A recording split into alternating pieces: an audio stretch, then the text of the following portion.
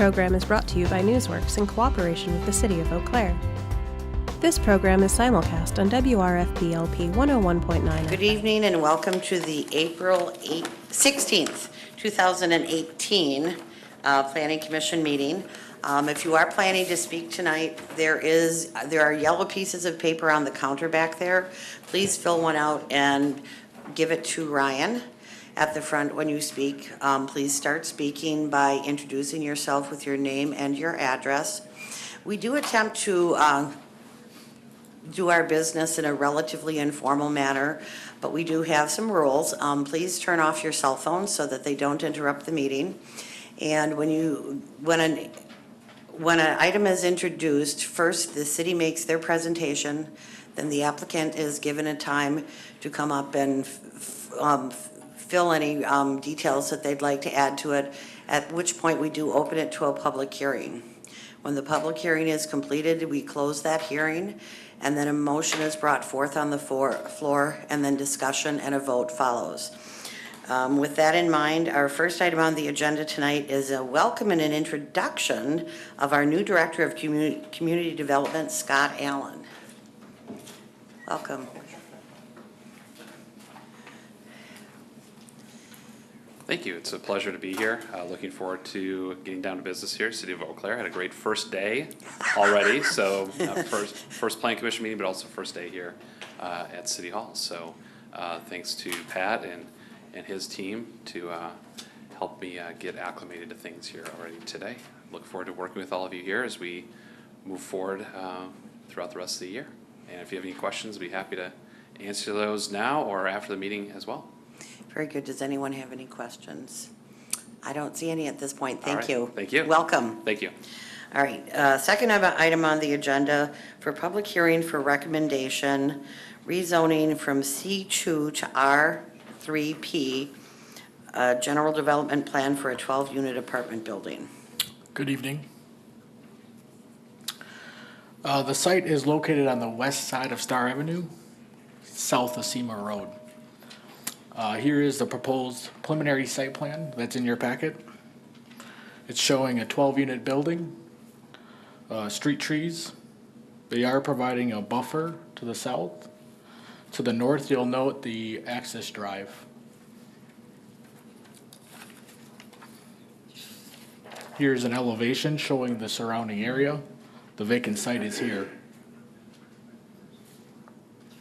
Also in your packet is the elevation of the proposed 12-unit apartment.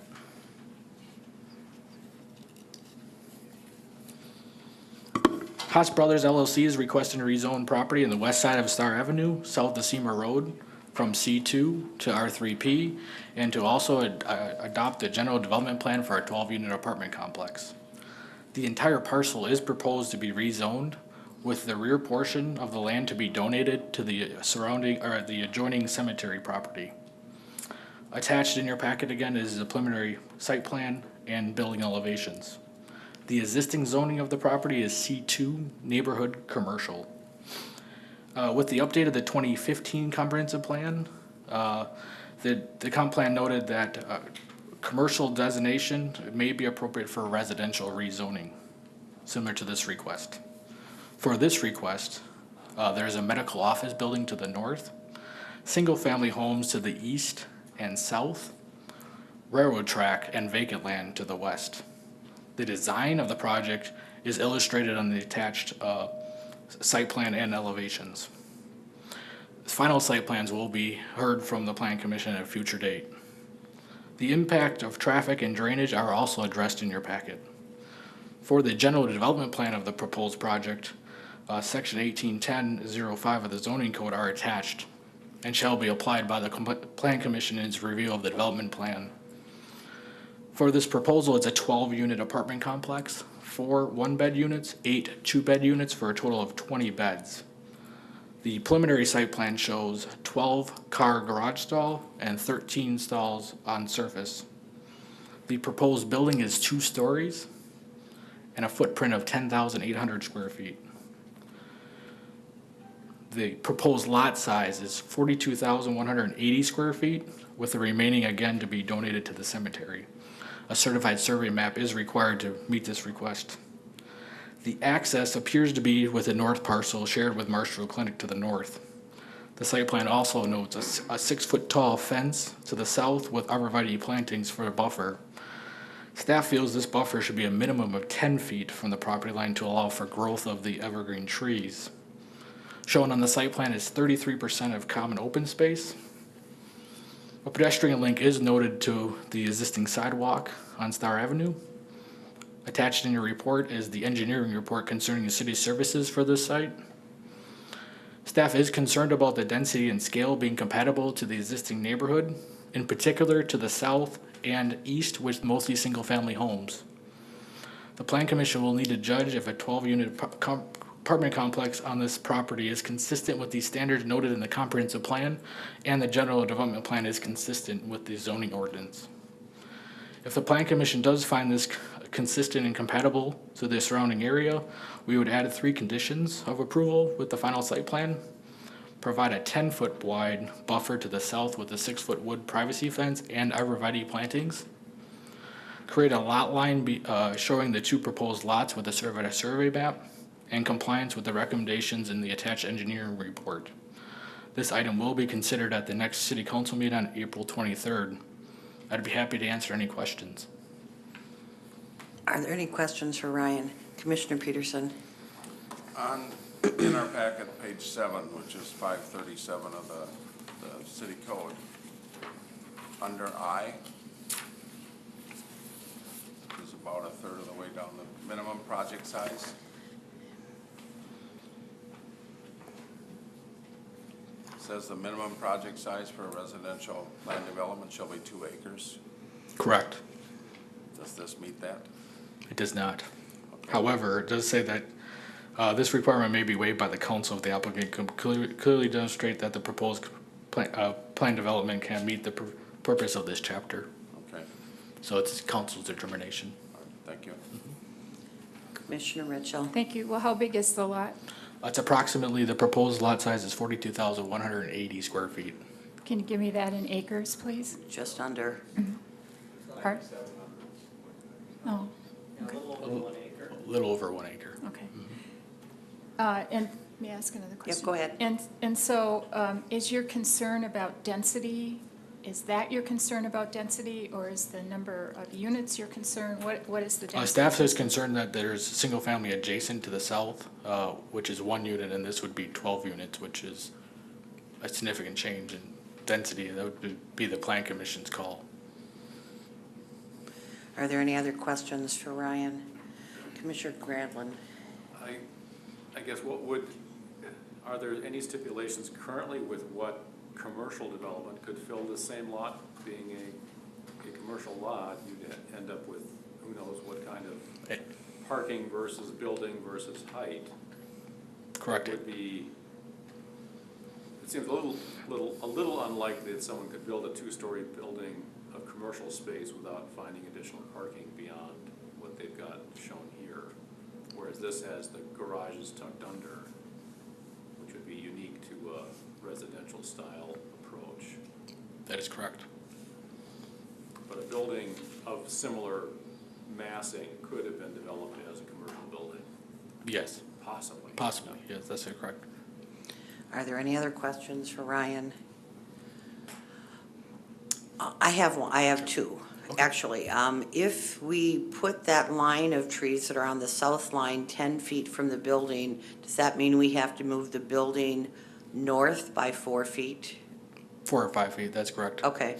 And where is the lot line on that, on the drawing? It's split with the 20-foot access easement right here. Okay, so that pretty much puts the north line of that drawing, the 2 little outcroppings, pretty much right next to the driveway, right? There would be a 3-foot buffer approximately Okay. of grass. And from the garages themselves that are on that north side, how many feet does a car need to back out and get out there? Typically 20 feet. Okay, and how many feet do they have as it sits right there? Approximately 30 feet. It's hard to say on the site plan, that's not Okay. completely, but I guess what I'm concerned about is if that medical building has people coming and going and people are trying to leave those garages, there's gonna be a meeting of traffic there as people try and back out, as people are coming and going out of the other driveway. So that's a concern for me. Okay, those were my only two questions. Is there anything else for Ryan? I don't see anything, thank you. Is the applicant here?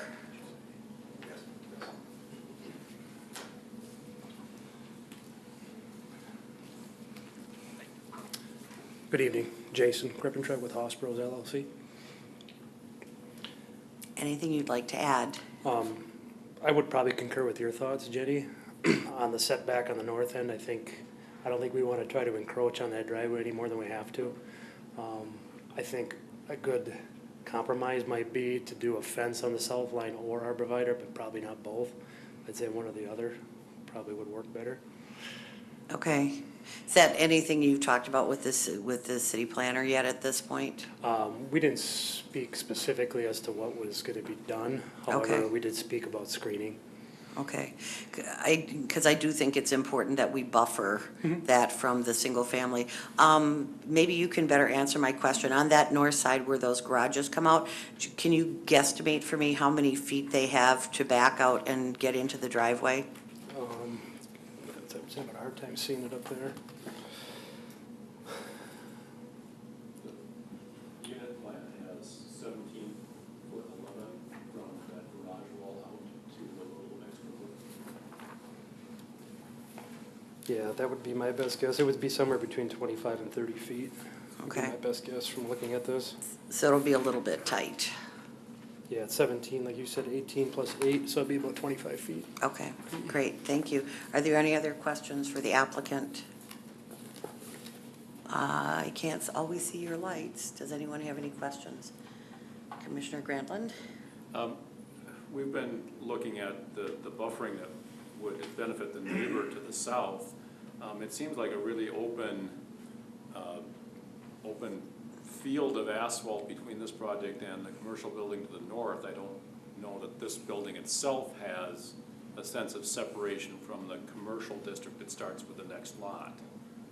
You feel it might need to be, you haven't given yourself much opportunity there with it all being additional parking and driveway for your own benefit, but there doesn't seem to be, there seems to be a little bit narrow buffer on the south, but absolutely no buffer on the north, where it actually is a transition from residential to commercial at that point.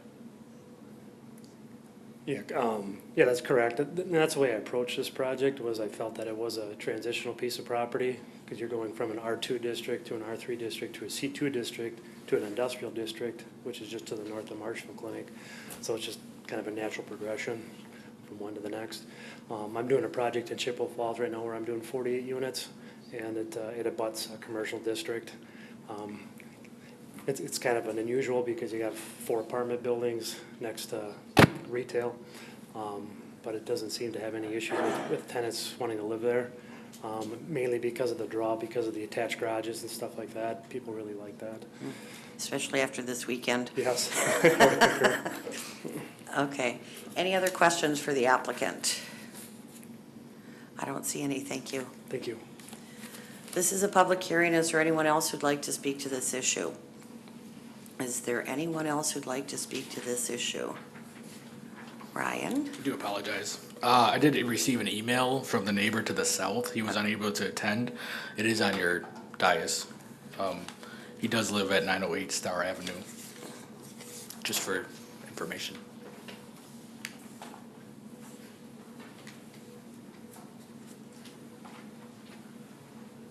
Thank you, Ryan.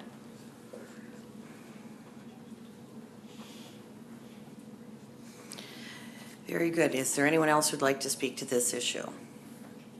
Seeing no one, I'll close the public hearing, and I'd be looking for a motion. I'll move approval with staff recommendations. We have a motion. Do we have a second? And a second. Any discussion? Go ahead, Okay. Commissioner Mitchell. I am going to support the motion that I just made. I think that this residential building is more compatible and consistent with the area and the neighborhood than a commercial building would be. I think R3 makes a better transition. And I don't see the density issue, other than that the lot's smaller than we might like, but I don't think that 12 units is too much for this area. So I'll be voting yes. Is there any other discussion? Commissioner Peterson? I'm probably going to be voting against it, even though I seconded it to get into the discussion. It's a two-story, but with the roof line, I think we're looking at 3 stories. And the single-family homes south and east of here are smaller single-family homes. And I think this is a great leap in size, where fourplex or something like that would probably fit better. One story is more of a transition, although commercial could come in, and who knows what commercial could be. So I think I'm going to vote against it. Any other discussion? Commissioner Larson? I think I'm with Commissioner Peterson on this. I'm not necessarily opposed to changing the zoning for a multi-unit building, but this seems out of place to me. It's a little too big. Any other discussion? Commissioner Seymour? Thank you. I guess I maybe have a question for Pat. There was notice given to the neighborhood, I'm assuming. Is there a neighborhood association that would have gotten wind of this? It seems like there's not much, other than this one objection, it doesn't seem like the neighborhood is objecting to this project. Yeah, at the current time, there's not an active neighborhood association. The Northside Hill neighborhood, which extends along Birch Street and Omaha Street, had been active in previous years, but they have not been active for the last 3 to 4. So we were not able to send any kind of a notice out to a group, nor could they act on it. So it's just the residents within the area. Residents within what Within distance? 300 feet. Okay, thank you. Any other discussion? Commissioner Grantland? With this essentially being the rezoning and a preliminary plat, I mean, some of the suggestions made that the city had about spacing and buffering would seem to begin to affect the building plan availability. By moving it, et cetera, and it seems like we may be in a position where it ends up being a different plan that comes back. It seems likely? We'd be doing the zoning essentially and the general preliminary version of this, but there's going to have to be a return for a final version? This is a general development plan, so you'll see a final site plan at a later date that would have more specifics in terms of landscaping, drainage, lighting, those types of things. It's real close to almost not fitting the way it's been talked about. And that was one of our concerns. Any other comments? Seeing none, I'll call the question. All those in favor? Aye. All those opposed? Aye. I'm abstaining. I'm in between. All those in favor? All those opposed? And I didn't vote.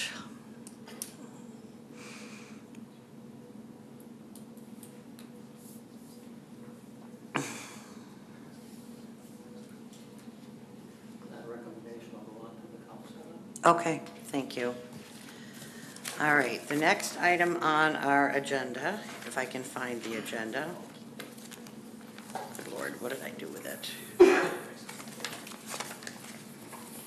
Thank you. Okay, the next item on the agenda is a request for approval of the preliminary plat for Westover Woods located at the northwest corner of Westover Road and State Street. Okay. Everyday Surveying and Engineering is requesting approval for a preliminary plat for Westover Woods, located on the northwest corner of Westover Road and State Street. Attached in your packet is the preliminary plat and aerial. If you remember, in 2016, there was a preliminary plat and final plat that was approved by the commission. And this is showing 7 single-family lots. Also, if you remember earlier this year, the commission reviewed and denied, along with council, a private street with condos for 15 units. This new proposal, which is in your packet as well, shows 13 lots, 2 having access onto State Street, 11 on a cul-de-sac. An outlot is proposed on the southern portion, shown here and there. And this outlot should be either combined with an abutting parcel or owned by a abutting parcel. Utility easements has been sent to Xcel Energy, AT&T, Cable TV, and they all should be shown on the final plat. Attached in your report is the engineering report. Staff would recommend approval of the request with a few conditions. Indicate the utility easements on the final plat.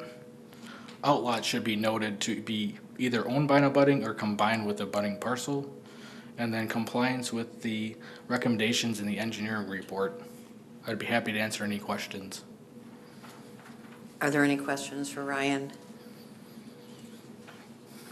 I don't see any right now, but I do have one. I just want to clarify. These are single-family residences. They are not a condominium plat. Correct, and Okay. they all meet R1 district zoning standards. Okay, very good. Thank you. Any questions for Ryan before I let him go? I don't see any. Is the applicant here? Would they like to come forward?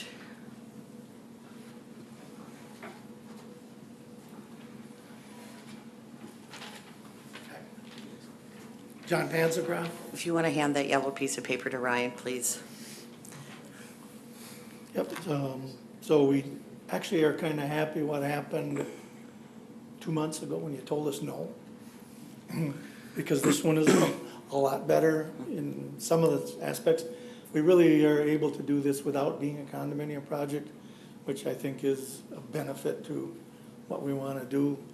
Our purposes will probably still be the same. We think our clientele will still be those that have expressed a lot of interest in it already. So that's basically it. Who knows, and sometimes something that doesn't go right is still going good. Very good. Any questions for the applicant? Commissioner Klinkhammer. Thank you. Mr. Panzergraf, are there any concerns with the conditions that are recommended as far as the outlots and the other thing? No, I don't think so. I mean, did a little bit of talking about the outlot, and certainly I think somebody will want it that we're going to give it to. Thank you. Very good. Any other questions? I don't see any. Thank you. This is a public hearing. Is there anyone who'd like to speak to this issue? Is there anyone who'd like to speak to this issue? Seeing none, I'll close the hearing. I'd be looking for a motion. I move approval with recommendations. We have a motion. I'll second it. We have a motion and a second. Any discussion? I don't see any. Oh, Commissioner Peterson. This plat certainly answers the concerns I had with the private street before and the lack of parking thereof. And so I'm going to vote in favor of this. Very good. Anybody else? All right, all those in favor? Aye. Any opposed? Motion carries. Next item on the agenda is a final action for a site plan for Mattress Firm.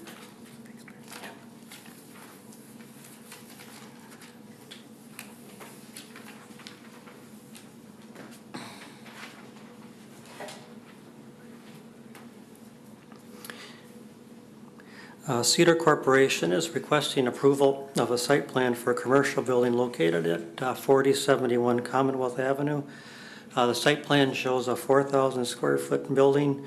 It calls for the removal of an existing driveway access on Commonwealth Avenue and then relocating that driveway to the west. This is an aerial of the area here with Commonwealth Avenue and then Highway 53 located here. The Baymont Hotel is located in this area here.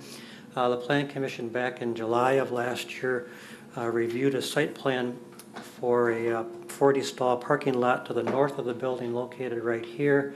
And that was basically to allow for the creation of this lot here that would be allowed for some kind of commercial development. This is the site plan then that shows the existing conditions with the hotel located here with the existing parking lot. This is the outline of the new lot that would be created right here. And then this is the site plan here with the 4,000 square foot building. Parking lot located to the south along here along Commonwealth. The shaded areas up here relate to where utility connections will come in for sanitary water and water and sanitary sewer. And then this is the parking lot that we're talking about here. And then landscaping. They show landscaping along the sidewalk, along the front of the building in this location here. This would be the new curb cut that would be installed.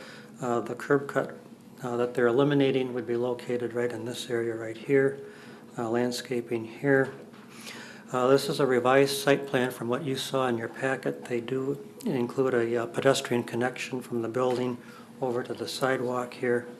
And then there'll be grass swales in the back area right here. This is a couple elevational sketches of the building. This would be the front elevation, the east elevation, west, and then the rear elevation. And then this is an artist rendering of the building. The parking required for this as a furniture store is 7 stalls. There's 15 stalls that are shown on the site plan. The applicant has provided a letter requesting that all of the stalls be constructed, which exceeds the maximum parking requirement. That would be a total of 9. So Plan Commission would be approval would be required in order to allow for those additional parking stalls to be provided. The reason that they're asking for that is that the parking requirement for a furniture store is different than a typical retail building. The retail building requires 4 per 1,000, whereas a furniture store only requires 1 for 500. So what they're requesting is to include all of these parking, because at some point in the future, if this no longer becomes a furniture store, they'd be allowed to be able to convert it to another kind of a retail store. So that's why they're asking for the full 15 or 16 parking stalls. The site plan also shows 17 stalls located to the east of the building, located right here. These would be parking spaces that are per a shared parking agreement with the Baymont Hotel located over in this area here. The Plan Commission, when you approved the parking lot for the Baymont Inn back in July, there was discussion regarding these 17 stalls here, and there was quite a bit of discussion that went back and forth, and the Commission wound up approving that site plan with the condition that these 17 stalls were removed at that time. Bicycle parking is provided, and I guess I should say then in the letter that's received from the applicant, they are also requesting that these 17 stalls remain. They feel that they need that additional parking as overflow for the hotel. So that's both things are included in that letter from the applicant. Bicycle parking is provided at this location here, and the standards for those racks are included in the packet. As I mentioned, there is a pedestrian link that's provided to the city sidewalk. Screen dumpster is located to the rear of the building at this location right here. Any lighting for the project will have to meet our exterior lighting standards. The site plan does show a sign located at this location right here, and that would be at a 20-foot setback, which complies with the setback requirements. Maximum size is 50 square feet and 8 feet in height. Stormwater detention facilities are not specifically required for this project because it's part of the overall project that was approved for the hotel. However, private drainage easements would be required in order to make connections to those facilities for the hotel.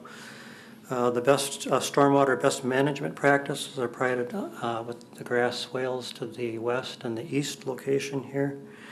And then the site plan does show a mixture of plantings along the sidewalk, as I mentioned here before, but only one boulevard tree located here, although there's one other tree located here. And then we do feel that there should be additional trees planted per our landscape manual and approved by the city forester, and then additional landscaping placed in this area here where that curb cut will be removed. The information on public utilities, traffic, and transit are included in the staff report that were provided by the city engineering department. A draft letter to the applicant's been provided to the Planning Commission's consideration for the review of the site plan. If the Planning Commission desires to approve the site plan, we'd recommend the conditions as noted in that letter. If you wish to remove the condition regarding the 17 parking spaces here, you should note that as that is included in the letter at the current time, since that was part of the approval of the previous site plan for the hotel. So the conditions that we'd be looking for is adding street trees along Commonwealth Avenue per the landscape manual, addition of landscaping along the public sidewalk where the driveway was moved, so in this area right here. City Engineering Department approval of the drainage calculations and drainage plan. The provision of the private drainage easements between this parcel and the adjacent parcels, as I had referred to. And then conditions upon occupancy is the exterior lighting must meet our lighting standards. The bike rack shall meet the city standards, and then the wall signs would be C3 standards for the wall signs, and the monument sign would be the size that I had referred to before. And then I did mention one of the conditions is the removal of the 17 parking spaces here. So if the commission chooses to eliminate that, we'll have to eliminate that from one of the conditions. Would that be a separate motion? You can do that all in one motion if you Okay. choose to do so. Okay, thank you. Any questions for Pat? Commissioner Mitchell? Thank you. Do you know why those 17 stalls weren't removed? You can ask the applicant. I think in terms of for the hotel, the 40 stalls that were provided over on the north side, those were put in late fall, and they still haven't put in the landscape trees along the boulevard, so they really haven't completed all the site improvements. It may be a matter that this project came along quicker than they anticipated, and they felt that there was a need to keep those, but you can ask the applicant that. Are there any other questions for Pat? Commissioner Brandlin? It seemed to be a very narrow area for the planting of trees that they've provided between the property line and the edge of paving. Are they able to use the grassy area between the sidewalk and the street for any of those trees, or do they have to be within the parcel boundary?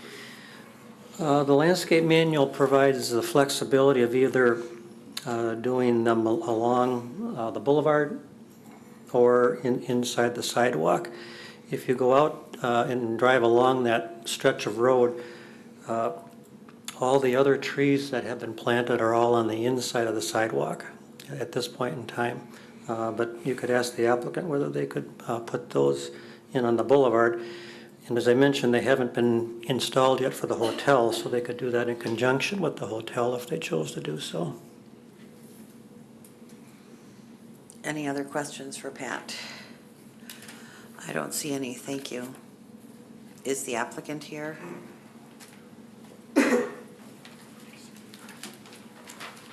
Good evening, Corey Scheidler with Cedar Corporation. So I think Pat did a really nice job explaining everything. Just put up a colored version here, and maybe that's a a little easier to see. So the reason we did not include the boulevard trees within this narrow space is because it is a bit tight, but I think we can look at that and where those Can you boulevard. move the map just a little bit so we can see the front? There we go, thank you. Okay, you bet. All right. Is that better? Yeah, there. There we go. I just had to slide under. There we go. All Okay, right. thank you. So yes, the request for adding additional trees, that's something easy we can take care of. And like I said, the reason we did not include those is just because of the narrow space. As we started developing this property, looking at the building size and the potential for future uses, we decided that it was best to keep these spaces as we have shown. Everything we've designed here does meet the stormwater ordinances for the city. So we just felt it was a better use of that space. It cleans up the parking area and it allows for more flexibility for both parcels. If we were to go to a restaurant, I believe that the calculations would show that we'd be nearly 40 stalls for this property. And as you see throughout the city, there's a number of changes going on in buildings throughout the area. So we wanted to maintain that flexibility since it was already there. Dean Larson, 3610 Oakwood Hills Parkway. When I came here before in front of you, how the grass area started to was what Daryl and I were talking in his office about how long will this take? When are you going to do it? And I said it could be 2 months, it could be 2.5 years or 3 years.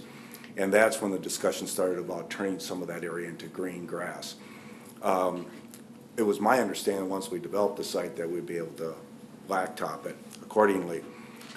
What's happening, and Corey touched on it, is we sign leases with these companies and then they say our store is not performing and we're gonna leave. And then they go to either a bankruptcy or they negotiate their way out of it. And we have a 4,000 square foot store. And as I mentioned previously, you have the coffee shops and the bakeries that are starting. That would take us to 40. Even a general retailer, one was a cell store, and sometimes they just get blasted over the noon hour and at 5 o'clock, and they can easily have 20, 30 parking stalls. So that is the reason that we'd like to maintain them. And again, to answer the question as far as the easement for the stormwater and utilities, I own the property to the west, and so I will grant the easements necessary to tie into those. And we were barely made, we made it by 1 week with the blacktop for the parking on the east side of the Baymont Hotel. That if you go by there tonight or tomorrow, you'll see it's roped off. We have bumpers or guards, whatever they're called, ballards or whatever. Ballards. That we still have to put around the transformers and stuff, so they're unable to use that parking lot. Okay. And that's why we just simply ran out of time, and we're hoping by August we'll be able to get the snow gone. And If we're lucky. yeah. So anyway, that was it on my end. Okay, very good. Are there any questions for the applicant? Commissioner Peterson. Another reason for the parking to remain is for the use by the motel. Do you know why they didn't take that into account when they proposed their parking lot to the east of their building? There's suitable parking for both properties here. However, you know, as you're aware, in a large event or if the hotel fills up to capacity, there may be the need for some overflow parking. And there's always the trailers and the campers that come in and can kind of take up 2, 3, 4 stalls when they come through in the summer months, so. But if the area where the 17 parking stalls, if that were to be turned back into grass because there's enough pavement out there the way it is, couldn't they park the trailers on there? On the grass? Yeah. It ends up being a kind of a muddy mess. No? Okay. The other thing as we look at this this area, the pavement and kind of the design of the area is fitting with the other side of the street. So again, we didn't feel the need to change to blend in or match the other properties. Okay, I still don't see, you know, the reason to keep those parking stalls in there. You know, the motel should be self-sufficient on their own. This property should be self-sufficient on their own. And if it turns into a restaurant or a coffee shop, there's gonna be, from what I can see of the building, there's gonna be extreme renovations inside the building. So at that time, if they need additional parking, they can put the parking back in. So, just to clarify on my end as the owner, in the event that we would change from a mattress firm to a bagel and coffee shop, we would have the approval to move forward. We would not have to come back to the planning commission, as long as we, met with the planning department and went through all the normal processes. I don't know, I think you would have to come back, and then it's a change of use and the parking would change too. Typically. That's Once you up to Pat. typically, if you weren't gonna remodel the building other than the interior, If you were to have to add additional parking, you'd have to ask Ryan, but a certain number of parking spaces, then that would trigger the site plan approval, 5. So 5 additional would require to have to come back to the planning commission.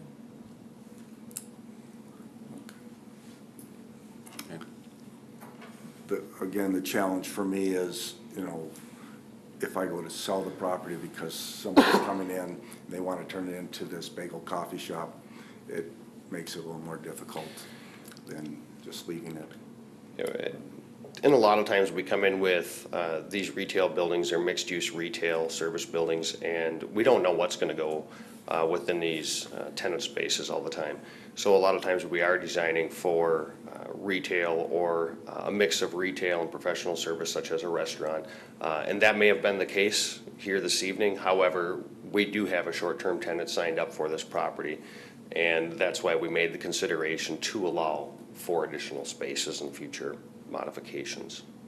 So that way, and we would not need to come back to the commission with the parking as we have it laid out. Any other questions for the applicant? I don't see any. Thank you. Thank you all. This is a public hearing. Is there anyone else who'd like to speak to this issue? Is there anyone else who'd like to speak to this issue? Seeing none, I'll close the public hearing and I'd be looking for a motion. I would move for approval with staff recommendations, except striking the item 1C. I'll speak to that if I get a second. Second? Okay, we have a motion and a second. Any discussion? If the space in question was a wetland or a green space existing now, I could see it. And I'm not on a mission to cover the world with blacktop, but it seems to me that it affords some flexibility, and it isn't. And allowing that additional parking right now is not going to change in any measurable manner, in my estimation, what that's going to look like. So. Any other discussion? Commissioner Peterson? If anybody was gonna pave over the world, it would have been me as a former highway engineer. But I feel we made a commitment back in July. The owner made a commitment and the motel made a commitment that those parking stalls come out when their new lot east of the motel gets operational. So I'm gonna vote against it with the removal of 1C. Any other discussion? Commissioner Mitchell? Well, I'm going to vote in favor. From my point of view, the reason for removing those stalls was that there was not going to be anything built there. And I was worried that we were going to have all this parking with nothing to use it for. But now we see that we have a use for it, and I'm satisfied with the explanation for why they didn't come out last July or August. I'm happy to leave them there now, because there is a commercial building there and a use for them. Any other discussion? Commissioner Larson? I'm going to support the motion as well. And I just want to comment, I'm not either on a mission to pave the world, but I remember a lot of discussion about parking in different developments. To my recollection, this is the first time where I felt like we were debating whether there's too much. So I think I'm okay with this. Anybody else have an opinion? Is your light on? It's not, but I got it. Okay. Not our plan commission, but there was a plan commission that debated the Chipotle building, similar. And that one's got more parking than recommended. And if you've ever been to Chipotle at lunchtime, it needs more parking than less. So I'm going to support it.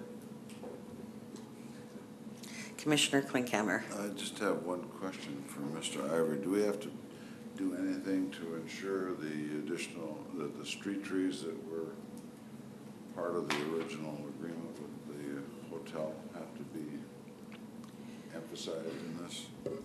No, we'll be going out and once the snow ever melts and given legitimate time, we'll be making sure that that's complied with.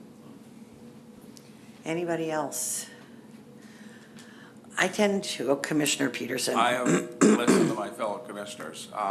If they had come in as a coffee shop or a restaurant and they needed that parking, I'd be more than happy to rescind what we agreed to back in July. So just maybe for flexibility in the future, I can go along with that.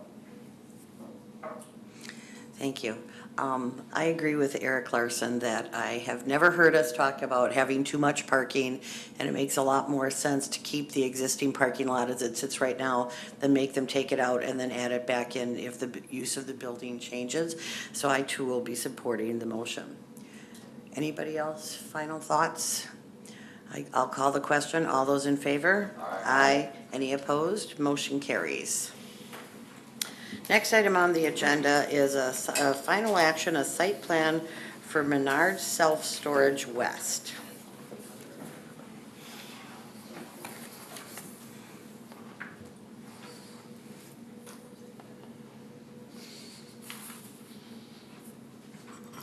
Menards is proposing a site plan for a self-storage facility. And in your packet is attached site plan, building elevations, and aerial for the project. The project shows 5 storage buildings being proposed. The largest building is approximately 40,000 square feet, about 39,600 will be climate controlled. The second largest building is 9,600 square feet, which will be cold storage. And the 3 perimeter will be shed storage with the typical mini storage. The site plan does show site access, which should be approved by the town of Union. My report was edited, however, didn't make the packet in time. So it should be the town of Union reviewing the driveway. The applicant also is proposing a large pave area in the middle of the buildings, shown on the site plan for vehicles, trailers, and campers. You may be familiar with the Menards East facility on Hamilton Avenue. They have the similar storage area. The landscape plan does note street trees in your packet. However, they're not shown along 312 North Crossing here. They should be added to the site plan. The site plan does note that all exterior lighting will be meeting city standards. A preliminary certified survey map has been filed and should be staff administratively approved. An existing driveway to the distribution center to the west of this development will be rerouted to the north of the buildings as proposed on the site plan. All proposed signs shall meet I-1 zoning district standards and the maximum of 250 square feet. Attached in your report is the grading and drainage from the engineer.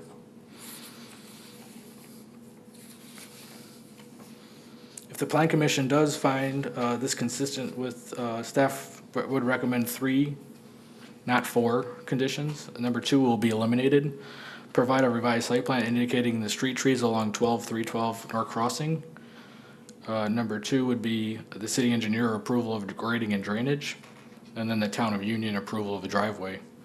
Also, before they get a building permit or occupancy permit, exterior lighting and signage shall meet the I-1 district standards. I'd be happy to answer any questions. Are there any questions for Ryan? no one else has one, I have one. Because there's going to be exterior parking for vehicles, and I'm assuming people would park their boat or their trailer there over the winter, is there any kind of a gate that will provide security for out there, or is it just, thank you, I couldn't read that. Right. My understanding, the fence that's around North Crossing right now, that will be removed. However, the building will provide the buffer, and then there's a fence here, and then there's a fence here, Okay, here. so it will have some security. That is correct. And Okay. I should note that we don't allow outdoor storage per se, but trailer, camper, vehicles is not considered outdoor storage. If they were storing lumber or brick materials, that would not be allowed. Okay. Unless So approved by the commission. Vehicles are a different category. That is correct. Okay, thank you. Are there any other questions for Ryan? I don't see any, thank you. Is the applicant here?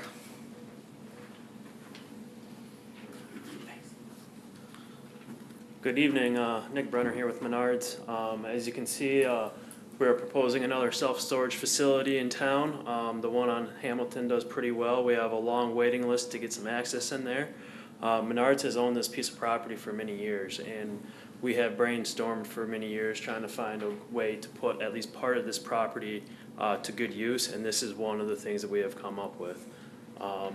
To answer your question, there is, you can see on that yard gate entrance there, anyone will have access to that. It's actually going to be, a nice garage door, open access, not just a chain link fence.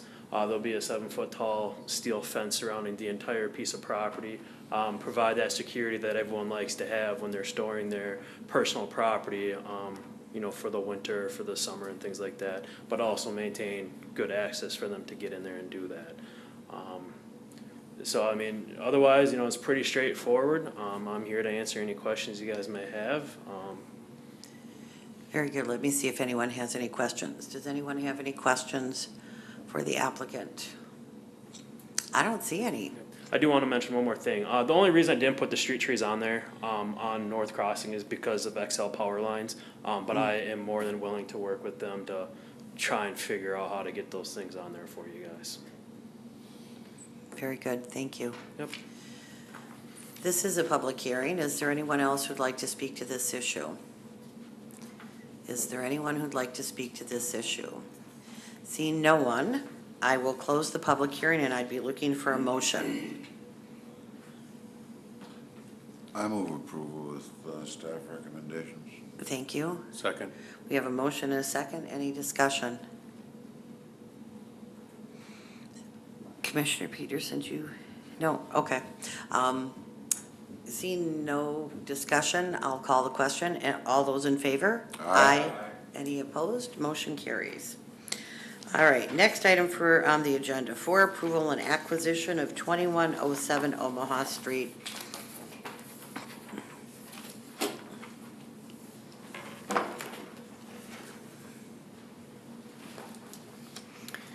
The Housing Authority is looking at the acquisition of 2 single-family homes as part of their home ownership program. The first one that's on the agenda is 2107 Omaha Street, located right here. State law requires that the acquisition of any property, whether it's by the city or by a housing authority, needs to have a recommendation from the Plan Commission. So that's why this is coming through the Plan Commission. And generally what we would look at is in terms of how that land acquisition or property acquisition relates to the comprehensive plan. So in this case, with our land use plan chapter, and then we do have a housing plan chapter, the acquisition of this property, as well as the one that we'll talk about in a minute, we feel does comply with our comprehensive plan. In this particular case, for the Omaha Street property, it is a price, it's had a selling price of $129,900. The Housing Authority will be looking at buying it for a little less than that at $121,900. The assessed value is a little bit lower than that. This would be, they've indicated that this is a 4-bedroom house. It's in pretty good condition.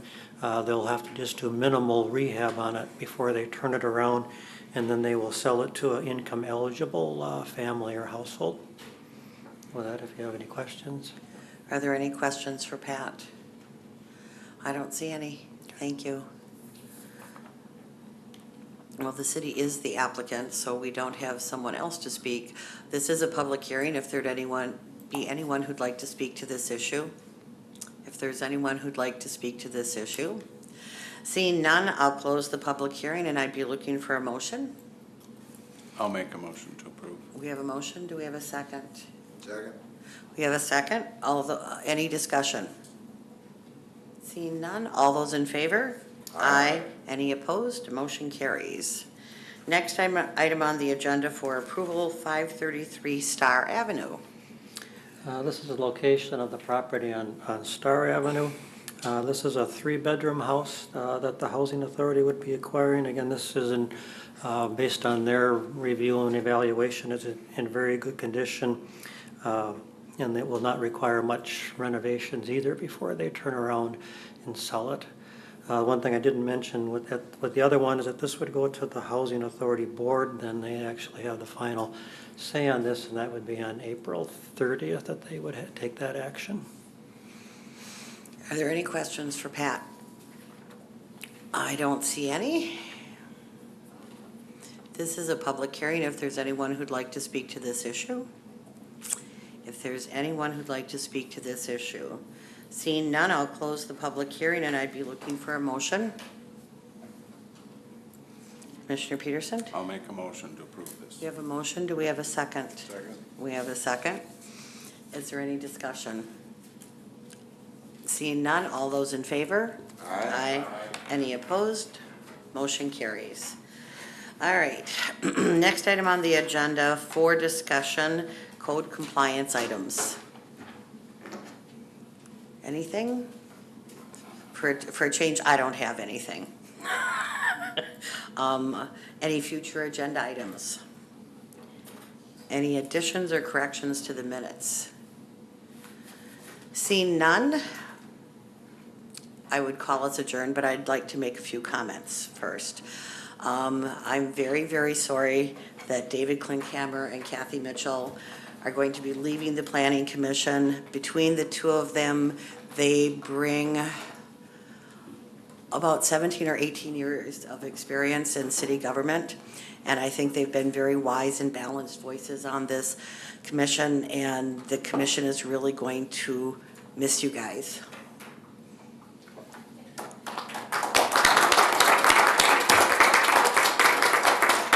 And now you have your Sundays back, no more notes to read.